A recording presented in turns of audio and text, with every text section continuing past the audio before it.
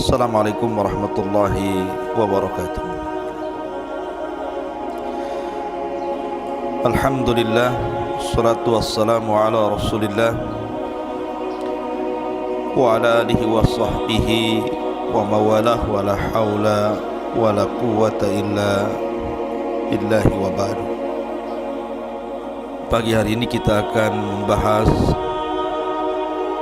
sedikit tentang tafsir daripada surah Al-Fil, yang di dalamnya tentu ada kisah yang menarik, kisah Ashab Al-Fil, kisah tentang pasukan gajah.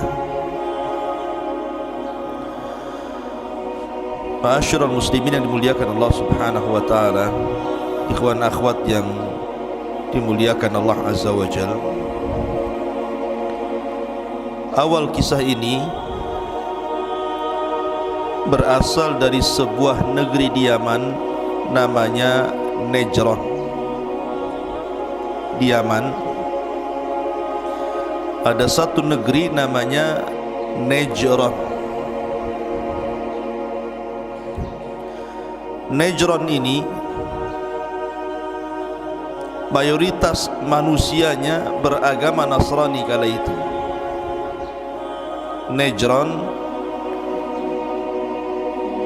mayoritas agamanya kala itu adalah Nasrani. Tetapi tentu Nasrani yang masih berpegang dengan agama Isa ibnu Maryam, bukan Nasrani yang sudah menuhankan Isa, mengatakan Isa anak Tuhan, Isa satu di antara tiga Tuhan, atau Isa adalah Tuhan itu sendiri. Bukan itu. Tapi Nasrani yang masih mentauhidkan Allah Subhanahu wa ta'ala. Masalahnya di Najran itu dipimpin oleh seorang raja, rajanya pula Yahudi, namanya Dzu Nuwas. Dzu Nuwas namanya. Karena Malikul Arab, raja-raja Arab itu biasanya, terutama Raja Yaman, itu selalu namanya dimulai dengan kalimat Dzu. Seperti Dzulqarnain dari Yaman.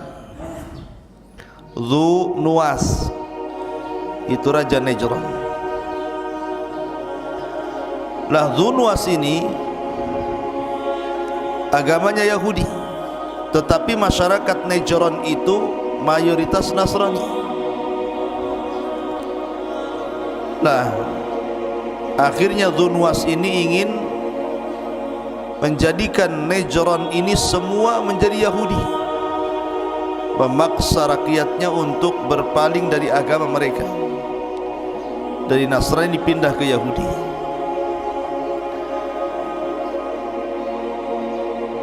Lah sebagaimana raja-raja di zaman dahulu seperti Namrud ataupun Fir'aun, maka Dzu Nuwas pun mengaku Tuhan. Dzu Nuwas itu mengaku Tuhan, sama dengan Namrud. Dan juga Fir'aun yang mengatakan ana rabbukumul a'la.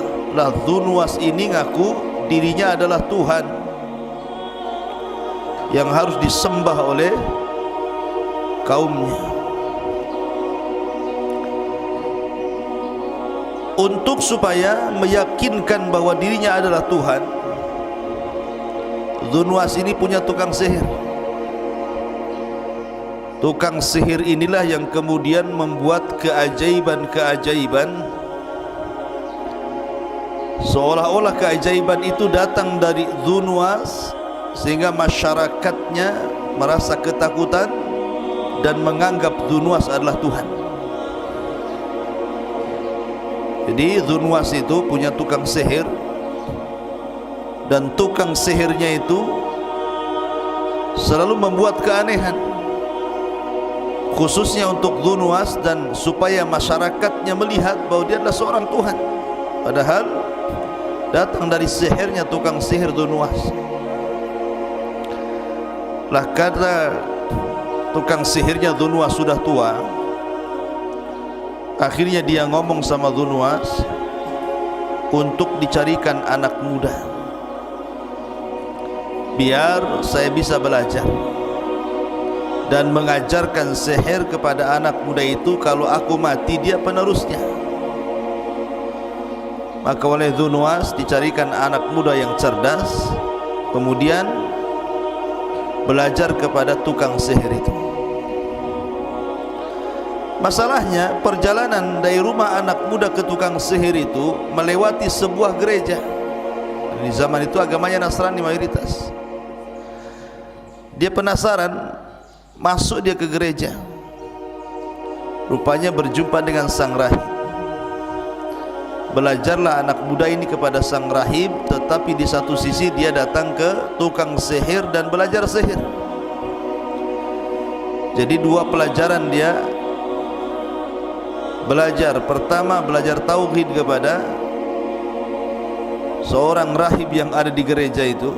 Yang kedua, belajar kesyirikan kepada tukang sihir. Itu ilmu yang berseberangan tuh, satu tauhid, satu syirik pula. Satu sihir, satu tentang tauhid. Sampai intinya ketika meninggal tukang sihir itu, kemudian ilmunya sudah diberikan kepada anak muda itu, maka anak muda itu justru tidak membantu raja, karena dia justru cenderung kepada ajaran sang rahib dibandingkan tukang sihir. Akhirnya dia pun berkelana tidak mau melindungi raja dengan sihirnya, karena dia yakin bahwa itu tidak benar dan yang benar ajaran sang pendeta. Dan dia pun menjadi tukang obat, menjadi pengobat, dan banyak disembuhkan dan mampu menyembuhkan berbagai macam penyakit. Sampai akhirnya ada menterinya raja, Dunwas itu buta, bisa disembuhkan pula sama dia penyakit buta itu. Tetapi walaupun dia sebagai penyembuh seperti itu, tetapi itu sarana dakwah bagi dia. Jadi sambil mengobati orang, sambil berdakwah mengajak kepada tauhid. Dan banyak orang yang beriman dengan anak muda ini. Jadi banyak orang yang beriman kepada Allah, mentauhidkan Allah gara-gara anak muda ini. Karena dalam setiap pengobatannya dia mensyaratkan untuk beriman dulu kepada Allah, baru diobati gitu ya. Termasuk Perdana Menteri Dunwas ini yang buta kemudian melek tadi, dia pun akhirnya beriman dengan Allah gara-gara anak muda itu. Lah ketika berjumpa dengan Dunwas, kaget loh, kamu kemarin buta, kenapa sekarang sudah melihat? Siapa yang menyembuhkan? Maka menteri ini tidak mengatakan anak muda itu, tetapi mengatakan Allah yang menyembuhkanku. Marah Dunwas.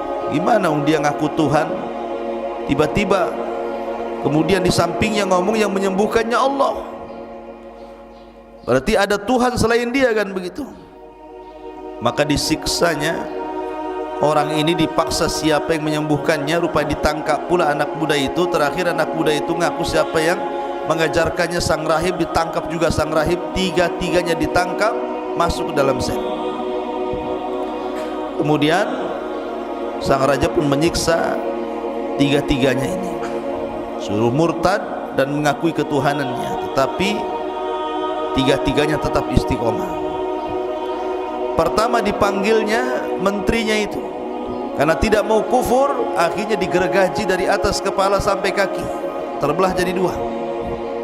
Dan dari sini digergajinya sampai belah jadi dua, mati-matilah digergaji. Kemudian gurunya sang anak muda itu dipanggil lagi sang rahib, suruh murtad nggak mau, digergaji lagi, mati.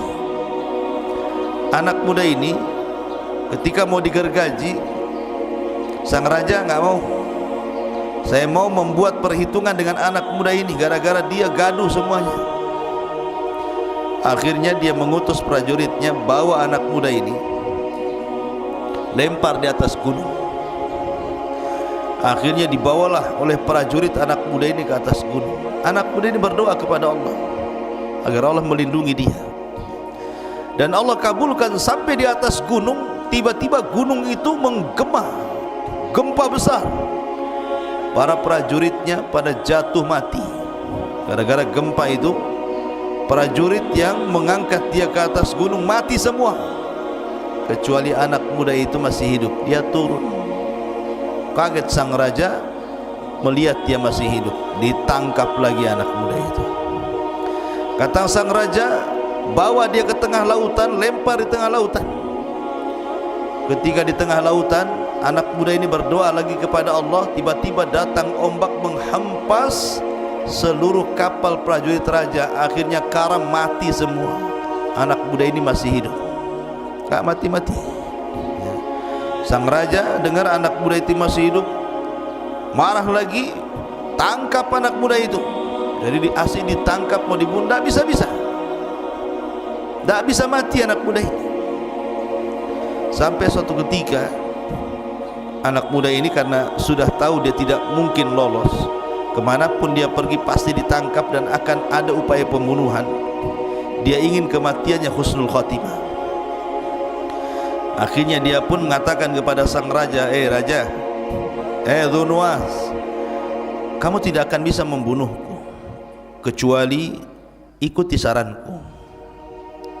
Kumpulkan manusia di lapangan, buatkan aku tiang gantungan, salib aku di tiang itu. Aku akan berikan satu anak panah kepadamu. Dengan anak panah itu kau lemparkan anak panah itu, arahkan ke pelipis mataku. Tetapi sebelum kau lepaskan anak panah itu, kau harus mengucapkan Bismillahi Rabbil Ghulam. Bismillahi Rabbil Ghulam. Sepakat raja. Senang dia, oh begini cara membunuhmu ya. Baik, katanya.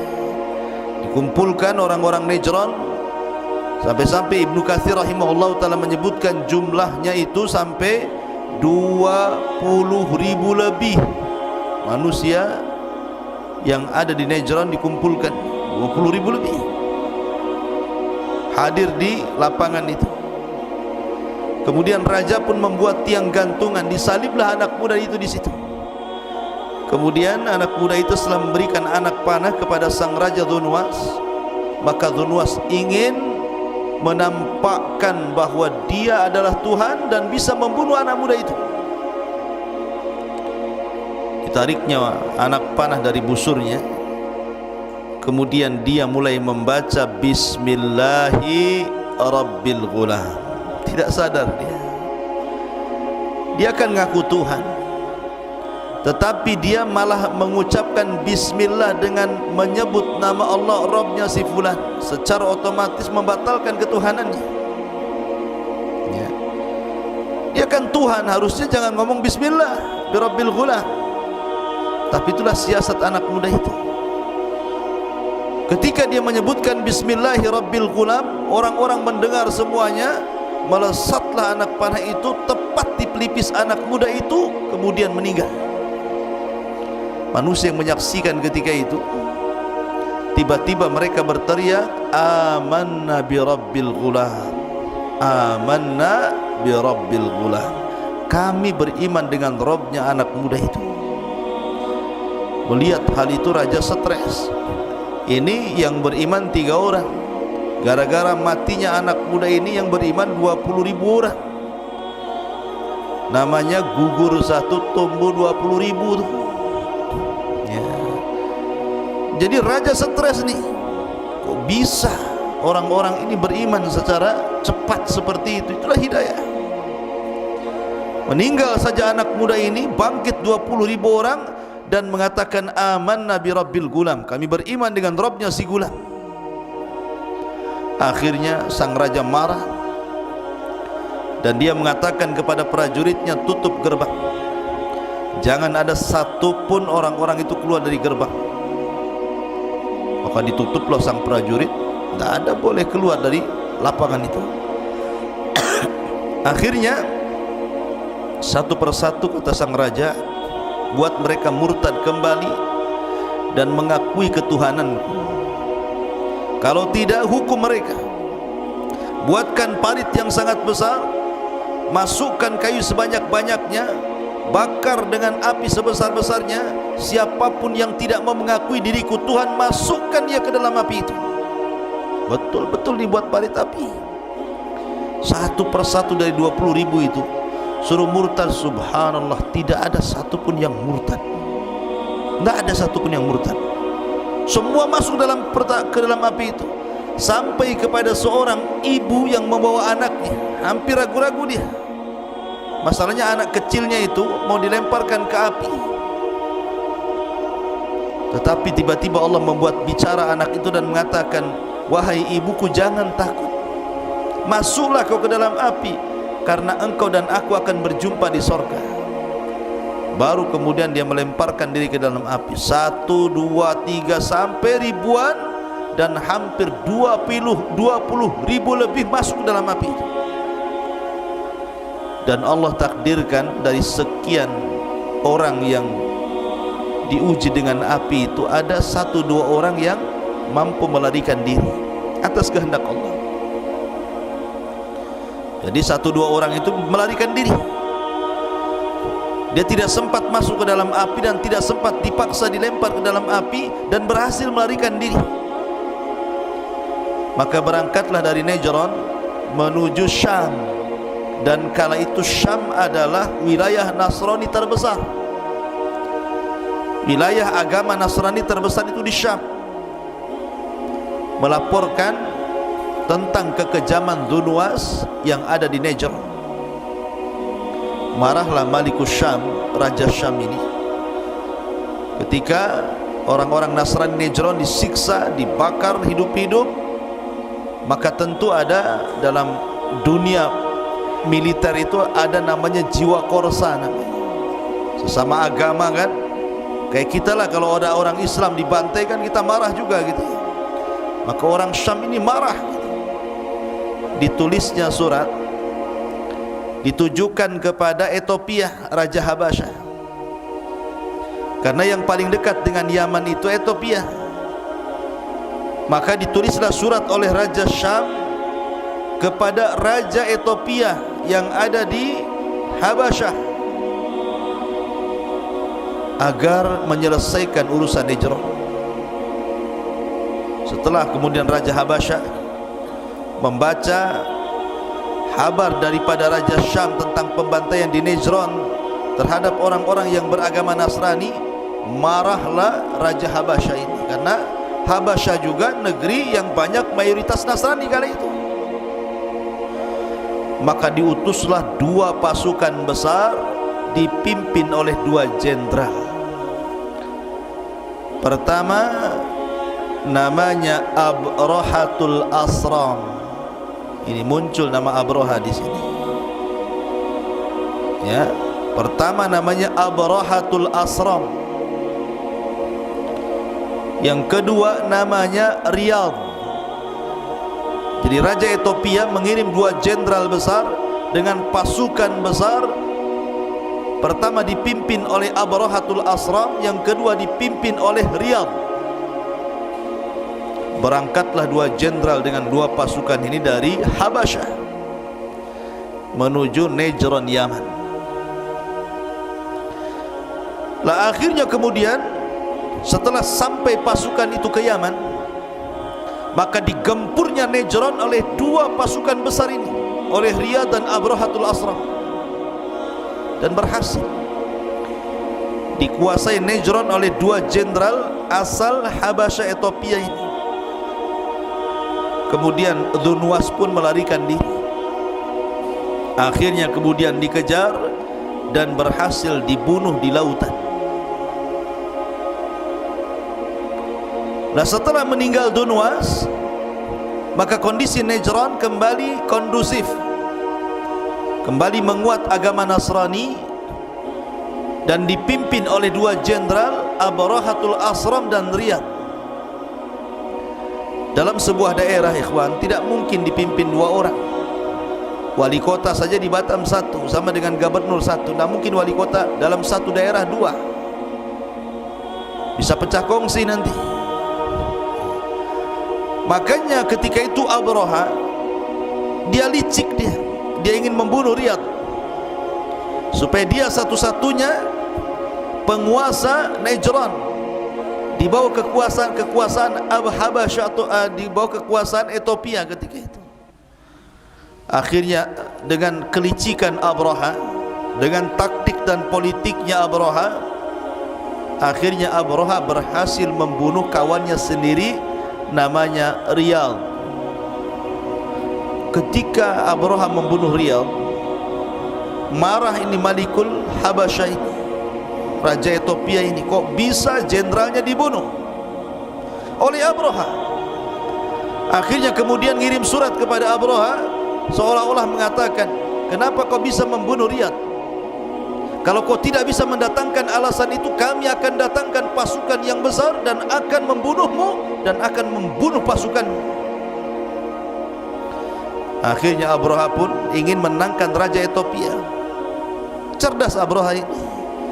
Dibawanya emas-emas dari Yaman, dibawanya barang-barang berharga dari Yaman, termasuk tanah Yaman.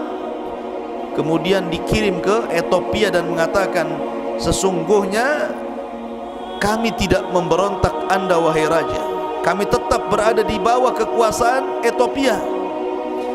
Dari situ sang raja akhirnya percaya dengan Abraha, kemudian mengukuhkan kekuasaan Abraha menjadi wakil dari Habasyah Ethiopia untuk memegang Najran Yaman. Maka jadilah Abraha raja Najran menggantikan Dzunwas. Lah setelah Abraha menjadi raja, Abraha ini kan bukan orang Arab, tidak pandai pun berbahasa Arab. Dia melihat kebiasaan orang-orang Arab. Yaman itu kan Arab, kalau Ethiopia bukan Arab. Jadi melihat kebiasaan orang Yaman. Orang Yaman itu suka datang ke Mekah, mengagungkan Ka'bah. Setiap setahun sekali mereka melakukan haji dan umroh, tentunya ala jahiliyah lah, tapi masih mengagungkan Ka'bah. Terpikirlah oleh Abraha untuk mengalihkan kiblat manusia dari Ka'bah ke Najran. Gimana caranya orang Arab tidak datang lagi ke Ka'bah dan datang ke Najran? Akhirnya dibuatlah oleh Abraha itu semacam gereja termegah kala itu, tertinggi kala itu, sampai disebut Kullas. Diambil dari kolam Suah. Kolam Suah itu Echia bahasa Arabnya. Saking tingginya disebut Kullas. Tinggi banget gerejanya itu, tinggi sekali, besar, megah, tinggi gitu kan gerejanya. Sampai kalau negak ke atas itu kopiahnya jatuh, saking tingginya itu, lehernya pegel. Setelah kemudian jadi dengan megahnya, dibangun dengan emas, dibangun dengan benda-benda yang sangat mewah gitu ya. Ketika hendak diresmikan, dikirimlah surat ke kabilah-kabilah Arab agar mereka mau datang ke gerejanya dan meninggalkan Ka'bah. Marahlah orang-orang Arab. Mana gak marah?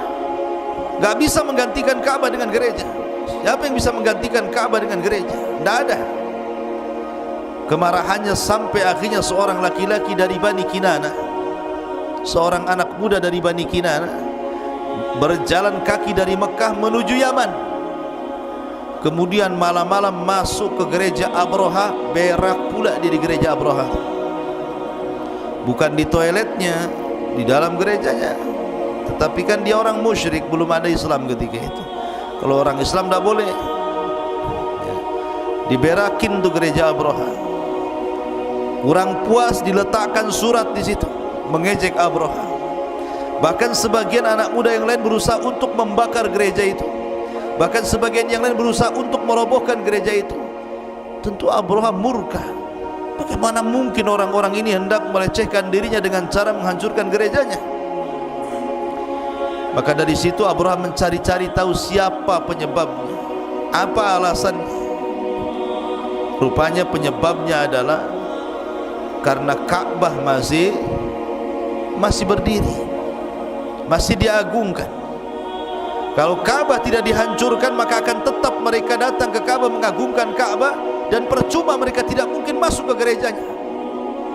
Ditambah-tambah orang yang kabilahnya dekat dengan Ka'bah itu pula yang kemudian menghina dirinya dengan cara berak di dalam gereja. Dari situ disiapkan pasukan besar dengan 4 gajah yang ada di depan pasukan itu. Ada yang mengatakan 8 gajah, ada yang mengatakan 4 gajah. Dan gajah yang paling besar namanya Mahmud. Siapa di sini namanya Mahmud? Itu gajahnya Abraha. Jadi gajah yang paling besar namanya Mahmud yang ditunggangi Abraha. Maksud hati Abraha membawa gajah itu sebenarnya ingin menggeret Ka'bah dari semua sisi pakai rantai. Jadi di rantai diletakkan di ujung Ka'bah sebelah sini, sebelah sini, sebelah sini, sebelah sini. Kemudian gajahnya suruh pergi, nanti Ka'bah itu akan roboh.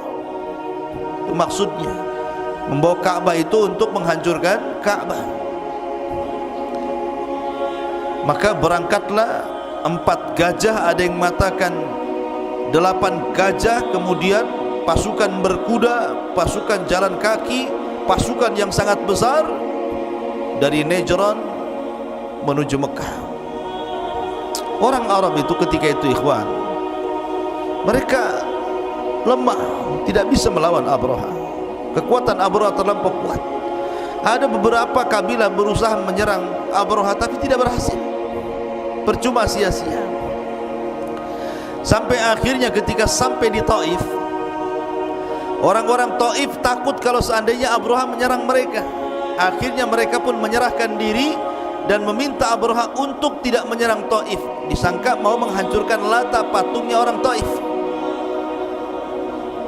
Akhirnya orang Taif mengatakan, ya Abraha, Lata bukan Ka'bah. Kau jangan hancurkan Lata, Tuhan kami di sini, Ka'bah di sana. Nanti kami akan berikan engkau penunjuk jalan sampai di Ka'bah, jalan yang paling cepat, jalan pintas dan pantas. Akhirnya seorang laki-laki namanya Abu Rughal namanya, menjadi penunjuk jalan Abraha. Tapi Allah takdirkan Abu Rughal meninggal dunia di tengah jalan, dan kuburannya sampai hari ini dilempari manusia dengan batu, karena Abu Rughal telah berkhianat. Yang menunjuk jalan Abraha memberitahu jalan ke mana Ka'bah dan Mekah. Maka dia disebut pengkhianat Arab sampai sekarang, Abu Rughal itu. Jadi kalau orang Arab melihat pengkhianat itu disebut Abu Rughal, anta Abu Rughal katanya, kamu ini pengkhianat. Jadi kuburannya dilempari batu, dirajam sampai sekarang kuburannya itu. Dan mati pun masih dilempari batu. Kemudian kalau melempari batu dikatakan pengkhianat kau katanya. Ya. Abu Rughal, jangan jadi Abu Rughal. Ya.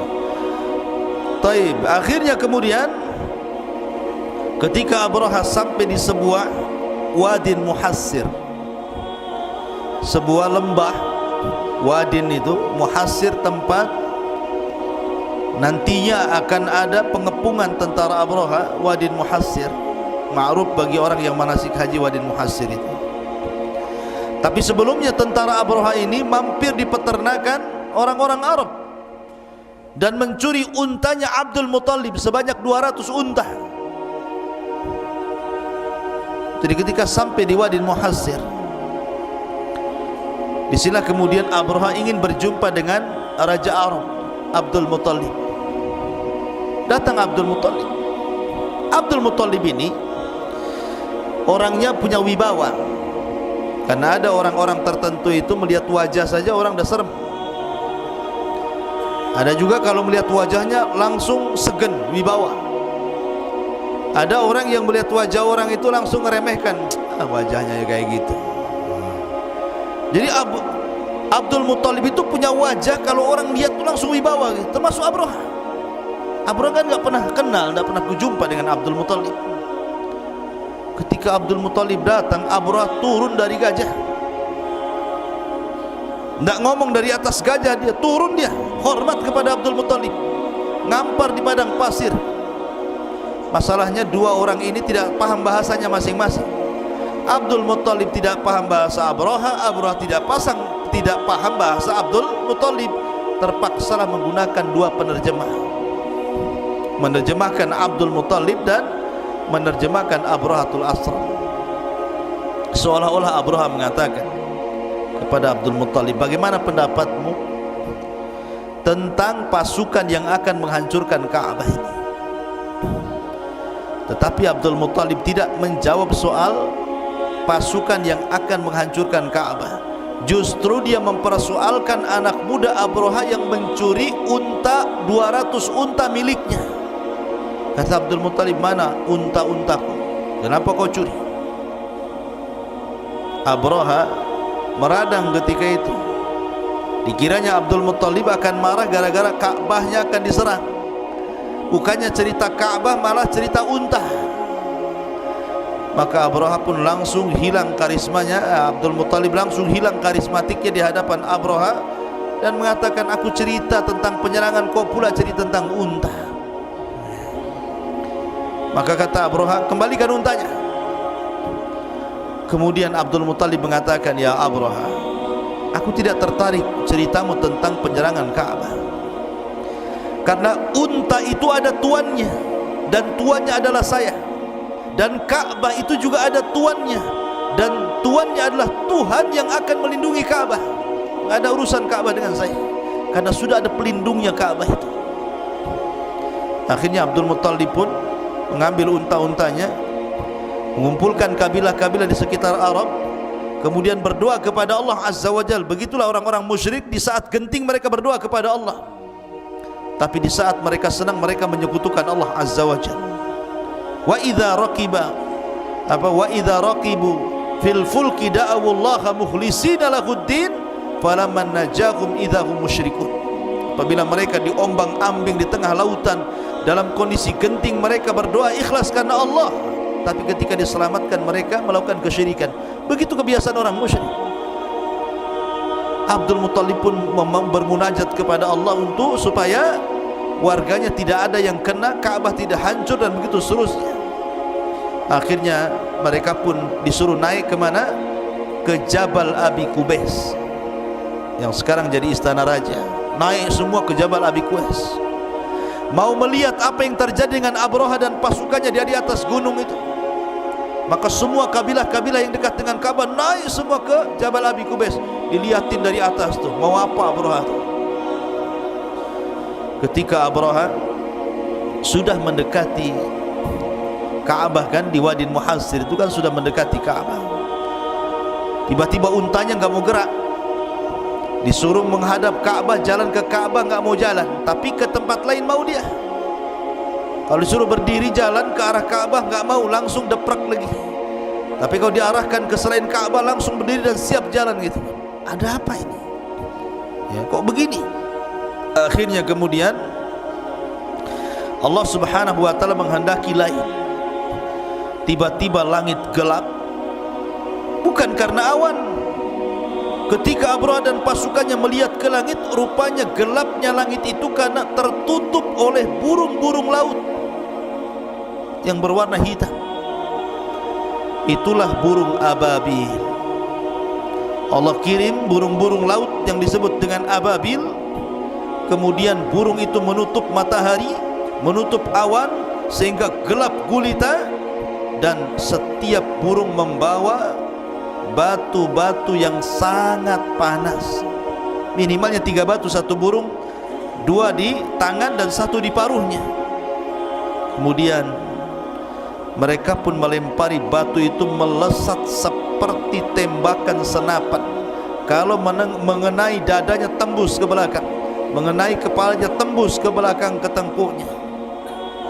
Makanya Allah Subhanahu wa taala permisalkan seperti daun yang dimakan ulat. Lihat daun kalau dimakan ulat kan tembus tuh.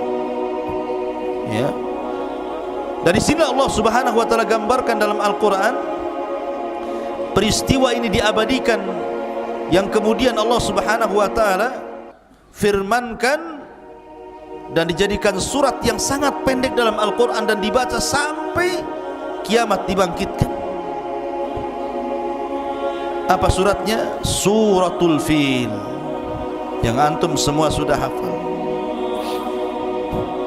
Alam tara kaifa fa'ala rabbuka bi ashabil fil alam yaj'al kaidahum fi tadlil wa arsala alaihim tayran ababil tarmihim bihijaratin min sijil faja'alahum ka'asfin ma'kul. Tidakkah engkau lihat wahai Muhammad apa yang terjadi, apa yang diperbuat Rabbmu terhadap ashabul fil, pasukan Abrahatul Asram yang membawa pasukan gajah untuk menyerang Ka'bah itu. Alam tara kaifa fa'ala rabbuka bi ashabil fil alam yaj'al kaidahum fi tadlil. Bukankah kami jadikan tipu daya mereka sia-sia? Lihat bagaimana Allah Subhanahu wa taala membatalkan makar mereka. Wa makaru makran wa makarna makran wallahu khairul makirin. Silakan kalian buat makar, Allah juga punya makar sendiri, dan sebaik-baik makarlah makarnya Allah Subhanahu wa taala. Fi tadlil wa arsala alaihim tayran ababil, kami utus kepada mereka burung-burung ababil, tarmihim yang melempar mereka dengan batu-batu itu, faja'alahum ka'asfin ma'kul, maka Allah jadikan mereka seperti daun yang dimakan ulat, hancur. Ya. Termasuk Abrahatul Asram. Maka orang itu setiap dilempar oleh batu-batu itu langsung meleleh dagingnya. Tidak ada yang selamat dalam peristiwa ini. Abraha sempat diselamatkan dan sampai di Son'a Yaman, tapi kemudian juga Allah Subhanahu wa taala mengadab Abraha dan tetap mengalami kematian. Maka akhirnya terjadi irhasat, keajaiban-keajaiban dunia, karena setelah peristiwa ini 50 hari lahirlah baginda sallallahu alaihi wasallam sebagai sayyidul anbiya'i wal mursalin, penutupnya para nabi dan rasul. Dari peristiwa ini 50 hari setelahnya lahirlah Rasulullah. Makanya cerita ashabul fil disebut irhasat. Irhasat itu nama lain daripada mukjizat. Tapi irhasat itu keanehan yang terjadi sebelum Rasul diangkat menjadi nabi dan rasul, namanya irhasat. Ini keanehan.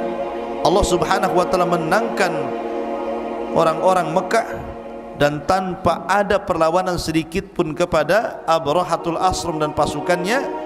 Tiba-tiba Allah Subhanahu wa taala mengirim burung. Lihat bagaimana Allah kalau menghancurkan sesuatu itu tidak perlu ngirim buaya, ngirim harimau, enggak perlu, cukup burung laut saja. Ya, terkadang kalau Allah mengadab sebuah kaum itu yang diutus apa? Nyamuk. Ingat Namrud? Namrud itu saking sombong yang ngaku Tuhan, sampai mau membunuh Ibrahim dan orang-orang yang mengikuti Ibrahim. Akhirnya Namrud diadab dengan satu nyamuk yang masuk di hidungnya, kemudian menggerogoti otaknya. Akhir digedar-gedorkan otaknya ke tembok. Terakhir dia minta kepada khadimnya untuk mengambil sandal, dipukulkan di kepalanya. Pas dipukul mati dia. Ya. Kalau Allah mau, Allah bisa bunuh orang dengan nyamuk. Begitulah orang congkak, orang sombong. Tidak perlu dikirim harimau masuk ke rumah Namrud, cukup dikirim nyamuk saja. Ma'asyiral muslimin yang dimuliakan Allah Azza wa Jalla, di antara kisah tentang ashab al-fil. Subhanakallah bihamdika asyhadu an la ilaha illa anta astaghfiruka wa atubu ilaik. Allahu ta'ala. Assalamualaikum warahmatullahi wabarakatuh.